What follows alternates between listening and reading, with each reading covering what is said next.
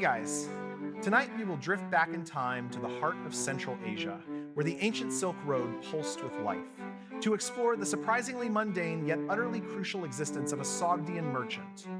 Imagine the sun-baked mud brick homes, the scent of spices and camel, the constant hum of trade. You're about to embark on a journey filled with long days, longer nights, and an almost unimaginable amount of dust. Frankly, you probably wouldn't survive this, even with all your modern creature comforts. So, before you get comfortable, take a moment to like the video and subscribe, but only if you genuinely enjoy what I do here. And let me know in the comments where you're listening from and what time it is for you. Now dim the lights, maybe turn on a fan for that soft background hum, and let's ease into tonight's journey together. You stir as the first light filters through the small window of your family home in Samarkand, a city famed as a vital hub of the Silk Road. The air already carries the distant cries of street vendors and the clatter of preparing caravans. Your family for generations has been Sogdian, one of the most prominent groups of merchants to ply the ancient trade routes.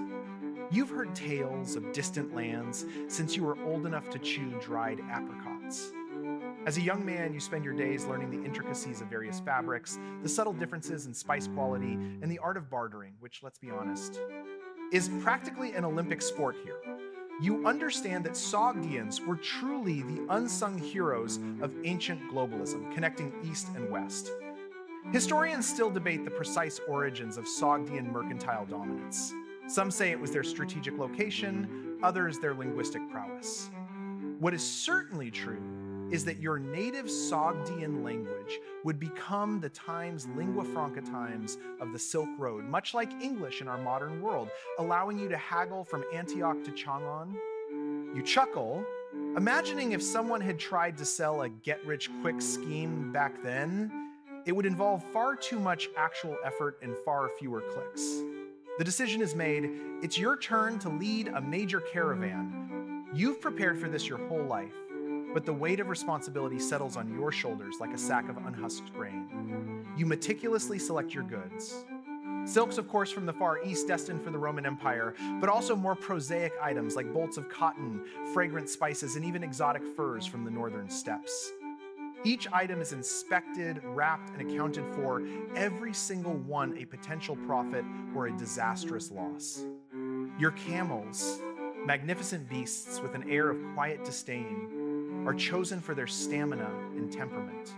They're like the sturdy 4X, 4S of the ancient world, only they run on sand and sheer stubbornness.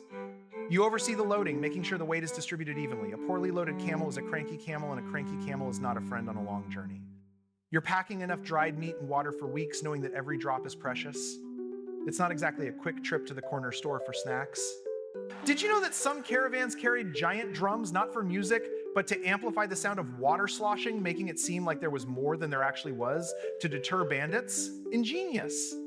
Now, you truly begin the journey, leaving the familiar city walls behind. The immense whispering quiet of the desert quickly swallows the last echoes of Samarkand. Day after day, you trudge across seemingly endless expanses of sand and rock. The sun beats down with an intensity that would make modern air conditioning seem like a miracle. You learn to conserve every drop of sweat, to squint against the glare, and to read the subtle shifts in the desert winds. Nights bring a different kind of challenge. Cold that bites through your layers, and a silence so profound you can almost hear the stars twinkle. This constant rhythm of trudging, resting, and rising is the common experience of every traveler here. You remember that crocodile dung sunscreen your grandfather swore by? Thankfully, you've opted for simpler, less pungent head coverings.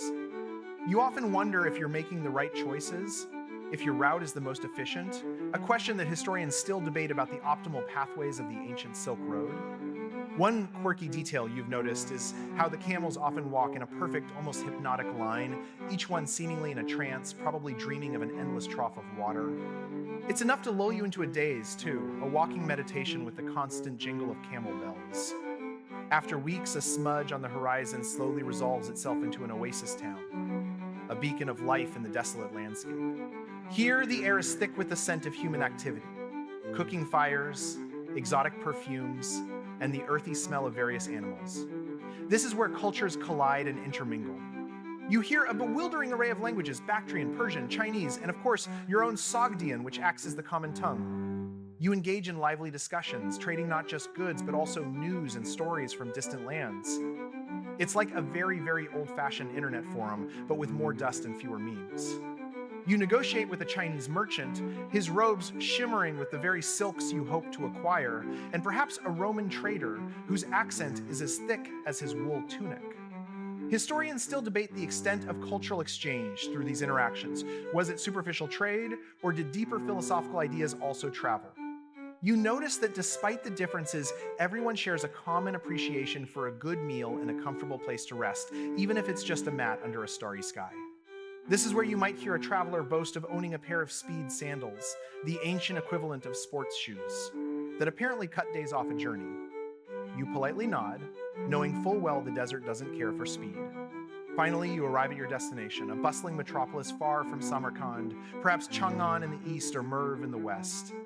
The city gates loom impressive and formidable, and once inside, the sounds and sights overwhelm your desert-accustomed senses. The marketplace is a maelstrom of activity: shouts of vendors, the lowing of animals, the clinking of coins. You skillfully navigate the crowded stalls, your eyes scanning for opportunities, your ears tuned to the whispers of demand and supply. You barter fiercely, showcasing the quality of your goods, spinning tales of their distant origins, and always aiming for a fair, profitable price. Your silks might fetch a small fortune, while the exotic furs could be traded for precious spices or rare jade. It's a delicate dance of persuasion and negotiation, a high-stakes game where your livelihood hangs in the balance. This complex economy, with its diverse goods and intricate trade networks, was a common feature across all major Silk Road cities. You might even spot a performer with a trained monkey, a quirky form of entertainment that certainly wasn't on your trade manifest. Historians still debate the true value of certain luxury goods. Were they status symbols, or did they have practical applications beyond their opulence?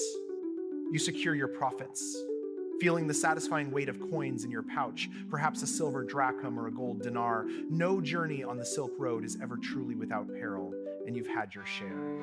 You recall one tense encounter where a band of opportunists, less merchants and more were distributors of wealth, attempted to relieve you of your wares. Your guards, loyal and experienced, managed to deter them, but the memory lingers, a sharp reminder of the constant vigilance required.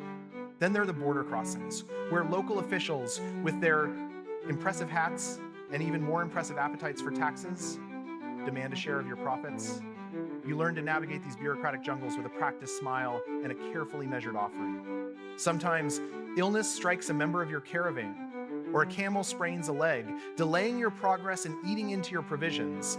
These were common setbacks for any merchant. You often wonder if the bandits ever had a particularly bad day. Perhaps their camel broke down, leading them to a life of crime. Historians still debate the effectiveness of various defense strategies employed by caravans against such threats. You always carry a small carved amulet for luck, a quirky habit that offers more psychological comfort than actual protection, but hey, it can't hurt, right? The return journey is always bittersweet. Your pouches are heavier with the profits of your ventures, but your body is weary and your mind is filled with images of home. You start to anticipate the familiar scent of your wife's cooking, the sound of your children's laughter, the quiet comfort of your own bed. The same mountains and deserts that once seemed endless now represent milestones, each one bringing you closer to Samarkand. You push your caravan a little harder, spurred on by the yearning for familiar faces. The Silk Road was never a one-way street. It was a constant flow of goods and people back and forth, weaving a complex web of connections. You pass other caravans heading in the opposite direction, offering a nod of camaraderie, a shared understanding of the hardships and the rewards. You even spot a fellow merchant whose camel has a rather elaborate braided beard, a quirky touch that always makes you smile. Historians still debate the exact routes taken by specific merchants, as records were often oral or lost to time. As you near Samarkand, the air feels different, softer, carrying the promise of rest and reunion, a feeling more precious than any amount of silk or spice. Finally, you are back within the familiar walls of Samarkand. The joyous reunion with your family, the recounting of tales from the road, the relief of a long hot bath, these moments are the true treasures you bring home. Your trade has not only enriched your family, but has also contributed to the prosperity of your city and the vast network of the Silk Road. You've brought exotic goods, new ideas, and perhaps even a few new recipes from distant lands. Your life, though filled with ordinary transactions and challenging journeys, has played a small, vital role in connecting the ancient world, enabling the flow of culture and innovation. This enduring impact of Sogdian merchants on global trade and cultural diffusion is a common theme in historical studies. You reflect on the myriad faces you've seen, the landscapes you've traversed, and the sheer tenacity it takes to bridge continents with camel caravans. Historians still debate the long-term environmental impact of such extensive trade networks, from resource consumption to the spread of certain flora and fauna.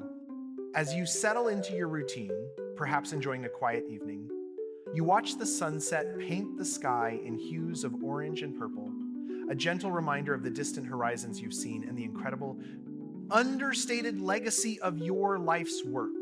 Now, as the echoes of the bustling marketplaces and the whispers of the desert wind begin to fade, let's allow our minds to drift from the diligent Sogdian merchant and his incredible journeys. Imagine the soft glow of moonlight filtering into your room, gently painting shadows across your space. The arduous paths of the ancient Silk Road, the endless sands, the vibrant, chaotic cities, all now recede into the quiet archives of history. There's a calming stillness that settles after such a long story, a sense of peace as the merchant's tireless efforts become a gentle murmur in the tapestry of the past. Let your own day's journey conclude with this soft, comforting thought. All the little details, the sounds, the sights, they are now just wisps of memory, dissolving softly into the quiet of the night. Feel the slow, even rhythm of your own breath, a soothing anchor in the deepening calm. Rest now, truly. Sweet dreams.